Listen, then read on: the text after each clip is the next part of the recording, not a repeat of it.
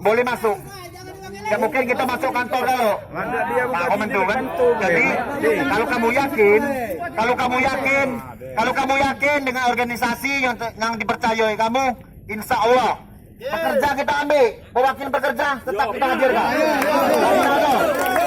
Baru kami sampaikan juga dengan pemerintah Kabupaten Musirawas Utara bahwa hari ini status kami bekerja. Tolong kita bilang sama PT Deni Barter, gaji kami jangan tidak dibayar hari ini.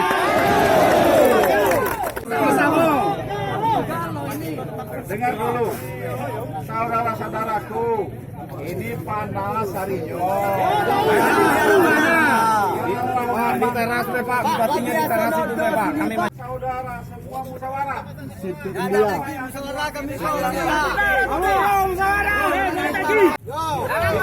Pak Bupati adalah orang tua kita. Perusahaan juga boleh hidup di Muratara, tetapi dengan suatu ketentuan-ketentuan. Ada aturan-aturan yang sudah disepakati, setuju? Jadi saudara-saudara sekalian, saya akan menyampaikan hal ini kepada Bupati. Kebetulan pada hari ini Bupati ada. Bupati ada. Bupati insya Allah hari ini ada, dikarenakan ada kegiatan yang harus beliau selenggarakan.